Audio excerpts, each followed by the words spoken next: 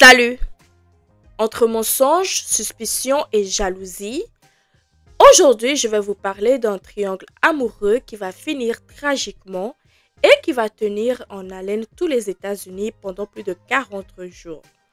Je ne vous en dis pas plus, donc je vous invite à vous installer confortablement car l'histoire de Moria Wilson commence maintenant.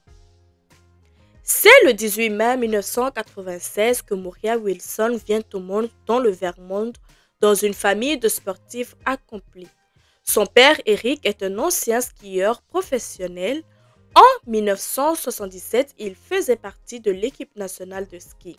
Il a d'ailleurs failli participer aux Jeux olympiques. Dans la famille Wilson, le sport est une véritable passion familiale. La sœur d'Eric, la tante de Moria, était elle aussi une skieuse professionnelle qui a d'ailleurs participé aux Jeux olympiques. Sa mère, Karine, est également une compétitrice, bien qu'elle ne pratique pas au plus haut niveau. Elle est passionnée de moto, de natation et partage avec son époux la passion du ski et du VTT. C'est dans les années 80 que le couple se prend de passion pour le VTT. L'hiver, ils skient et l'été, lorsqu'il n'y a pas de neige, ils font de grandes balades en vélo. C'est donc dans une famille unie et soudée, animée par la passion du sport que Moria, qui est surnommée Mo par ses proches, grandit avec son frère. Dès son plus jeune âge, ses parents lui transmettent le goût du sport et de l'effort. Et la fillette devient très rapidement comme son père, sa tante et son frère, une skieuse talentueuse. Dès l'adolescence, elle participe à des compétitions de ski et elle ne tarde pas à se faire remarquer. Moria a la compétition dans le sang. Lorsqu'elle fait quelque chose, elle le fait toujours à fond. L'hiver, elle dévale donc les pistes enneigées et l'été, avec sa famille, ses amis, elle pratique le VTT comme loisir. D'autant plus que cela lui permet de garder une bonne condition physique pour pouvoir aborder au mieux la saison hivernale et les compétitions qui vont avec. En plus d'être une sportive accomplie, Moria est également une excellente élève. Au lycée, elle pratique également le football. Elle est d'ailleurs la capitaine de son équipe. Elle est très appréciée de tous. C'est une perfectionniste qui est très exigeante avec elle-même. En 2013, alors qu'elle a 17 ans, elle est au niveau national. Elle arrive 3e lors du championnat national de ski junior. Ses bons résultats sportifs, elle décide, après avoir obtenu l'équivalent de son baccalauréat en 2014 en accord avec ses parents qui la soutiennent, de mettre ses études entre parenthèses pour se consacrer pleinement à sa passion pour le ski. Elle rêve de participer aux Jeux olympiques comme sa tante. Malheureusement, cette année-là, elle fait une mauvaise chute et elle se déchire les ligaments. C'est la deuxième fois que cela lui arrive et elle débute alors une longue période de convalescence. Durant cette période, elle compte sur le VTT pour sa rééducation afin de retrouver la forme et revenir à son meilleur niveau. Le VTT devient un outil d'entraînement pour elle. Aussi, elle reprend ses études et obtient en 2019 son diplôme d'ingénieur. Moria est une jeune femme simple qui aime voyager, écrire, cuisiner. Plus le temps passe, elle prend plus de plaisir à faire du vélo. Elle engage même un entraîneur professionnel pour l'aider à optimiser ses performances. Comme pour le ski, Moria est très douée et son entraîneur lui répète de plus en plus qu'elle aurait toutes ses chances dans une course officielle. Cette idée chemine dans sa tête et après avoir obtenu son diplôme d'ingénieur, elle décide de se lancer dans la compétition. Très rapidement, elle bat tous les records, ses performances sont remarquables et elle déteste le ski pour se consacrer à cette discipline. Elle remporte de nombreuses courses et devient en 2 ans l'une des étoiles montantes du cyclisme américain. Elle gravit tous les échelons pour finir au plus haut place des podiums. Après avoir travaillé quelques mois, suite à l'obtention de son diplôme, elle décide de se consacrer à plein temps à cette nouvelle activité. Elle quitte donc son emploi, les sponsors arrivent et une nouvelle aventure commence pour elle. Elle s'épanouit dans le milieu du cyclisme où elle se fait de nombreux amis. En octobre 2021, à 25 ans, elle se rend à Austin, au Texas, pour participer à une célèbre course. Elle en est d'ailleurs la favorite. C'est là qu'elle rencontre un autre cycliste, Colin Strickland. Lui aussi est un cycliste professionnel, mais contrairement à Moria, il n'a pas grandi dans une famille de sportifs. Originaire du Texas, ses parents sont des fermiers. Il a donc grandi à l'écart de la ville, appréciant la nature et les grands espaces. Après l'université, il remporte sa première course et ce n'est que vers 24 ans qu'il se lance dans le cyclisme de façon professionnelle. Moria et Colin sont tous les deux sponsorisés par la même enseigne et c'est ainsi qu'ils font connaissance lors de cette compétition. Colin a 10 ans de plus que la jeune femme. Il est très connu dans le milieu, il cumule même plus de 40 000 abonnés sur Instagram. Moria vient de quitter son petit ami et elle est séduite par la personnalité excentrique de Colin. Lui aussi est fraîchement célibataire, il vient de se séparer de sa petite amie Kathleen Armstrong. Tous les deux s'étaient rencontrés en octobre 2018 par le biais d'un site de rencontre. Kathleen, son ex, a 1 an de moins que lui. Elle est née le 21 novembre 1987 dans le Michigan où elle a grandi. Tous les deux partagent la même passion pour le sport. Elle n'est pas une sportive professionnelle, mais elle aussi est très athlétique. C'est une jeune femme extravertie et amicale. Au lycée, elle faisait partie de l'équipe d'athlétisme, mais elle pratiquait aussi le volleyball et le basket. Après l'université, elle s'était lancée dans la finance, puis quelques années plus tard, elle avait décidé de changer de voie. Elle est à présent agent immobilier et professeure de yoga. Kathleen est gentille, douce et attentionnée. Elle est un véritable soutien pour Colin. Et alors qu'il doit s'occuper de sa mère malade, ils décident de s'installer ensemble. Malheureusement, après quelques mois idylliques de relation, au début du mois d'octobre 2021, quelques semaines avant la fameuse compétition à Austin, ils décident de mettre un terme à leur relation. Ils continuent cependant à vivre dans la même maison, mais ils font chambre à part. Mais ils ont ensemble monté une entreprise de restauration de remorques, ce qui contribue à maintenir un certain lien entre eux. Lorsque Colin rencontre Moria, il est séparé depuis peu de Kathleen. La rupture avec Kathleen semble bien se passer. Elle a l'air d'être rapidement passée à autre chose et elle rencontre plusieurs hommes sur des sites de rencontres. Durant ce temps-là, Moria et Colin entament une liaison qui ne durera que quelques semaines, le temps de la présence de la jeune femme à Austin. Lorsqu'au début du mois de novembre, elle rentre chez elle, ils mettent un terme à leur relation, mais gardent le contact, un contact amical et professionnel selon Colin. Quelques semaines après cette courte idyllique, il se remet avec Kathleen au mois de décembre. Cependant, Colin se rend rapidement compte qu'il communique régulièrement avec la jeune femme de 25 ans, mais elle ne sait pas quelle est la véritable nature de leur relation. Elle ne sait d'ailleurs pas qu'ils ont été intimes, c'est alors qu'elle devient rapidement jalouse de Moria. Elle se renseigne sur la jeune femme et constate qu'elle est de plus jeune qu'elle et de plus c'est une étoile montante du cyclisme. Kathleen ne supporte pas cette relation qu'elle juge ambiguë entre elle et son compagnon. Seulement, Colin lui dit qu'elle se fait des idées et que ce n'est qu'une relation amicale et professionnelle. Mais les mois suivants, Colin et Moria se revoient plusieurs fois lors de compétitions sportives. Durant ces périodes, la jalousie de Kathleen ne fait que grandir. Elle décide même de bloquer la jeune femme sur le téléphone de son compagnon. En janvier 2022, les deux jeunes femmes se retrouvent dans une compétition et l'ambiance s'y était tout de suite froide. Moria sent une grande animosité de la part de Kathleen et après cette rencontre, elle fait part de son malaise à Colin par message. C'est aussi à cette période que Kathleen découvre que Colin et Moria ont été plus que de simples amis. Lorsqu'elle découvre cela, elle est folle de rage. Son compagnon lui a menti, il la menait en bateau. Elle avait bien raison de se méfier car son instinct ne la trompe pas. Et elle a l'impression qu'ils se sont moqués d'elle, la confiance est brisée. Elle contacte alors Moria en mettant en garde de ne plus s'approcher de son compagnon.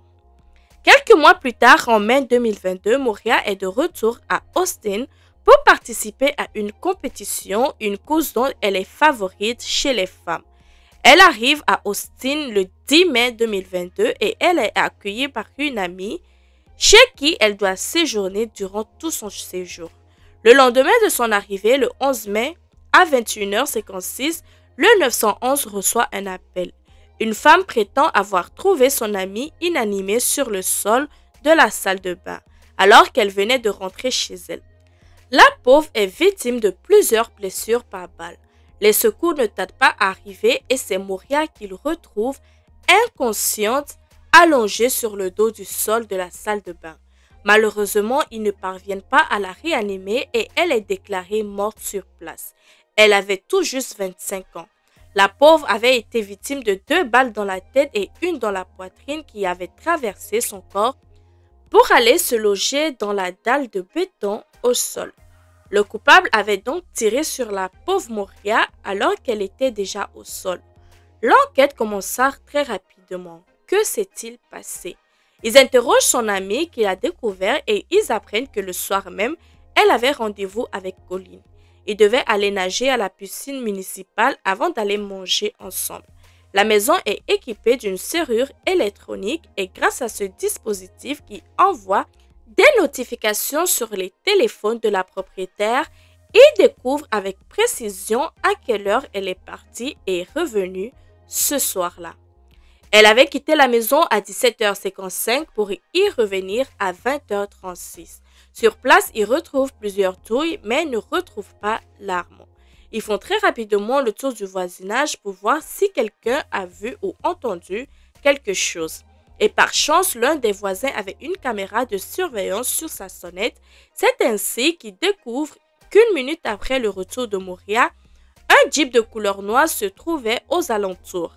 La voiture était facilement repérable car elle avait un porte-vélo et des revêtements chromés autour des vitres. Il remarque également que le vélo de la jeune femme a été volé et il est rapidement retrouvé à environ 20 mètres de la maison, caché dans une haie. De toute évidence, quelqu'un voulait faire croire à un vol qui aurait mal tourné. Dès le lendemain, il se rend chez Colin pour l'interroger. Sous le choc de l'annonce de la mort de Moria, il se montre très rapidement coopératif. Il raconte que le jour précédent, il était bel et bien venu la chercher sur sa moto vers 18h. Ensemble, il était allé à la piscine avant d'aller manger un petit bout. Il l'avait ensuite raccompagnée chez son ami vers 20h30. Cependant, il n'a pas attendu qu'elle rentre à l'intérieur de la maison pour repartir. Ce qui frappe tout de suite les enquêteurs, c'est qu'en arrivant, ils remarquent un Jeep noir correspondant à celui observé sur les caméras du voisin. Il a le même porte-vélo et les mêmes chromes autour des vitres. Colin les informe que c'est la voiture de sa compagne Kathleen, mais celle-ci n'est pas à la maison. Il précise aussi que Moria est juste une amie. Il la raconte d'avoir menti à Kathleen que ce soir-là, à cause de sa jalousie, elle ne voulait pas qu'il ait de contact avec Moria. Elle avait même bloqué sur son téléphone. Mais il précise ne pas pouvoir imaginer un seul instant qu'elle aurait pu faire une chose pareille. Ce soir-là, lorsqu'il était rentré après avoir déposé Moria, Kathleen était absente. Il était allé bricoler dans son garage en attendant son retour. Et c'est vers 21h21 qu'elle était arrivée à son tour à la maison au volant de sa voiture. La maison du coup est perquisitionnée. Il retrouve 2 armes de poing à l'intérieur correspondant au même calibre que les douilles retrouvées sur la scène de crime. Colin les informe que ces armes sont bien à eux. C'est d'ailleurs lui qui les a achetées. Il y en a une à lui et la seconde appartient à sa compagne Kathleen. En entrant le nom de Kathleen dans la base de données, les enquêteurs découvrent que depuis 2018, elle fait l'objet d'un mandat de classe bébé. Cette année-là, elle s'était rendue dans un centre pour se faire des injections de Botox et au moment de payer, elle avait sorti sa carte de crédit. Elle avait alors dit qu'elle voulait finalement payer avec une autre carte qui se trouvait dans sa voiture. Elle avait donc laissé la carte sur le comptoir et elle s'était partie chercher la deuxième carte. Seulement, elle n'était jamais revenue et la facture n'avait jamais été payée. Une facture d'un montant de $650. Kathleen est alors localisée et arrêtée. Elle est amenée au poste de police. Les enquêteurs lui expliquent qu'elle a été arrêtée à cause de ce mandat datant de plus de 2018. Seulement, celui-ci présente une erreur sur sa date de naissance et il n'est donc pas valable. Il en profite alors pour aborder le meurtre de Moria. Durant tout l'interrogatoire, elle est restée fermée. Les enquêteurs lui demandent ce qu'elle a fait les dernières 24 heures. Elle prétend ne rien savoir sur ce qui est arrivé à sa rivale. Elle prétend ne pas être au courant que son compagnon l'a vue ce soir-là. Effectivement, ce soir-là, Colin lui avait menti. Il avait dit partir rendre visite à une amie malade, à qui même d'ailleurs il a apporté des fleurs alors qu'il partait manger avec la jeune femme. Kathleen avait tenté de le joindre plusieurs fois sur son téléphone, mais il n'avait pas répondu. Après avoir déposé Moria vers 20h30, il avait envoyé le texto suivant à Kathleen. « Hé, tu es sortie, je suis allé déposer des fleurs pour Allison chez son fils au nord de la ville.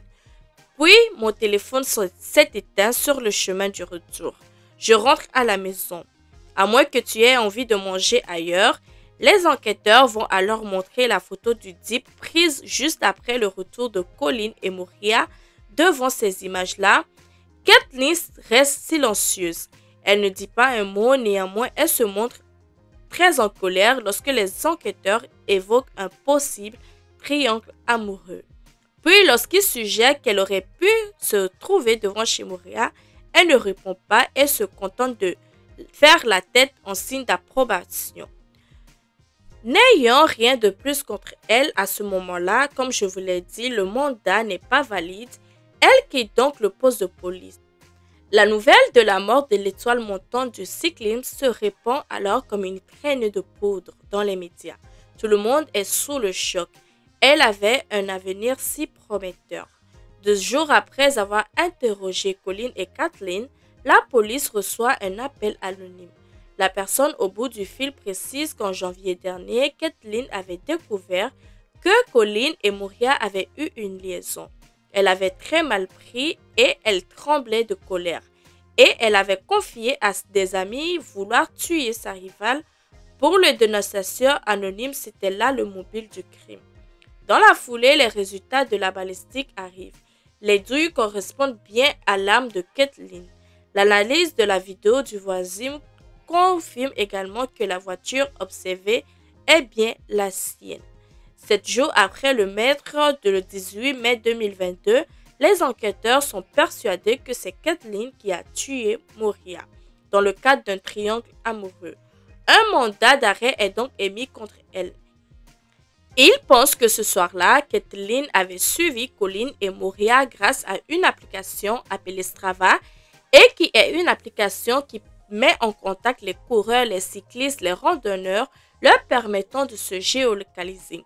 Elle avait suivi toute la soirée et lorsque Colin avait déposé la jeune femme, elle s'était passée à l'action. Seulement, entre-temps, Kathleen avait disparu. Le lendemain de son interrogatoire à la police, elle avait quitté sa maison. Elle avait coupé tous ses réseaux. Elle était injoignable. Une chasse à l'homme commence alors. La nouvelle se répand dans la presse. Kathleen est en cavale. Elle est soupçonnée d'avoir tué Moria. À cause d'un triangle amoureux, les marshals se lancent alors à ses trousses. Le lendemain, Colin publie une déclaration par l'intermédiaire de son avocat. Il dit soutenir la famille de Moria et admet avoir eu une brève relation avec elle dans le passé. Il explique aussi que depuis, ils sont restés que de bons amis. De leur côté, les parents de Moria sont dévastés. Le lendemain, ils font une déclaration dans la presse précisant que leur fille n'était pas en couple. L'affaire fait scandale, le milieu du cyclisme est sous le choc et les premières répercussions ne tardent pas à se faire sentir. Colin perd tous ses sponsors. Dans un premier temps, les marshals pensent que la fugitive est toujours au Texas. Ils pensent qu'elle se cache et demandent l'aide de chacun. Le père de Kathleen s'exprime à son tour dans la presse. Il pense que c'est un malentendu et que sa fille est innocente. Elle n'aurait jamais pu faire une chose aussi horrible. Le 25 mai 2022, les marshals découvrent que le 14 mai, 2 jours après avoir été interrogés par la police, Kathleen avait été vue à l'aéroport d'Austin vers 12h30. Elle avait embarqué en direction de Houston. Le même jour, elle est aperçue à l'aéroport à New York. C'est là qu'il perd sa trace. Une récompense de 5 000 $ est alors proposée à quiconque donnerait une information en permettant de l'arrêter. C'est ainsi que quelques jours plus tard, le 15 juin, ils reçoivent une importante information. Kathleen aurait été aperçue dans un camping près de New York et pas n'importe quel camping. Un camping dans lequel travaille sa sœur Christine. Ce qui est intéressant à souligner, c'est que Kathleen et Christine se ressemblent énormément et les marshals pensent qu'elle aurait pu utiliser les papiers d'identité de sa sœur pour fuir le pays. Le 23 juin, son Jeep est retrouvé et Kathleen l'avait vendu à un concessionnaire dans le sud de Austin. Le 13 juin, le jour de sa disparition, elle en avait tiré 12 200 $. La récompense offerte par les marshals est alors évaluée à 6 000 $ et un donateur anonyme propose 15 000 $ supplémentaires. Tout est mis en œuvre pour retrouver la fugitive et les efforts entrepris. Il découvre que le 18 mai, Kathleen avait été déposée à l'aéroport. Seulement, aucun billet n'avait été réservé à son nom. Ils vont cependant rapidement découvrir qu'un billet au nom de sa sœur Christine avait été pris pour le Costa Rica. Les taux se resserrent alors encore plus. Le 29 juin 2022, après 43 jours de cavale, Kathleen est enfin arrêtée à Santa Teresa, une station balnéaire reculée, un paradis de surfeurs au pouce. Elle se trouvait à 3 heures de route et 2 heures de route de l'aéroport le plus proche. Là-bas, elle se logeait dans une héberge de jeunesse pour 20 $ la nuit. Elle avait tout fait pour changer son apparence. Elle avait suivi une rhinoplastie, elle avait coupé ses cheveux et elle les avait teints en brun. Elle avait également pris un faux nom. Elle s'était fait durant tout ce court laps de temps quelques amis. Elle avait même trouvé un petit emploi à temps partiel. Le 4 juillet 2022, elle est expulsée vers les États-Unis sous la surveillance des marshals. Sa caution est fixée à 3,5 millions de $. 2 semaines plus tard, le 20 juillet 2022, elle est comparée devant le tribunal. D'abord, elle va plaider non coupable. Ses avocats demandent un procès rapide, mais le procureur demande plus de temps afin de rassembler toutes les preuves. Le procès est fixé au 24 octobre 2022, mais il est repoussé car les avocats de la défense demandent le rejet de certaines preuves. Ils demandent notamment que l'entretien avec la police soit rejeté, notamment lorsqu'elle hoche la tête en signe d'aveu. Pour la défense, il y a de nombreuses preuves erronées. Il déclare que la caméra qui a enregistré le Jeep avait une erreur de rodage. De plus, elle nie avoir dit vouloir tuer Moria. Toutes ces demandes sont rejetées et le 9 novembre 2022, le procès est alors repoussé en juin 2023. Au final, la défense demande en mai 2023 un nouveau report pour pouvoir rassembler plus de preuves et de témoins. Et le procès aura finalement lieu le 17 novembre 2023. Kathleen Armstrong sera condamnée à 90 ans de prison pour avoir tué Moria. Merci d'avoir regardé la vidéo. N'oubliez pas de vous abonner, de partager, de liker. On se retrouve dans une prochaine vidéo.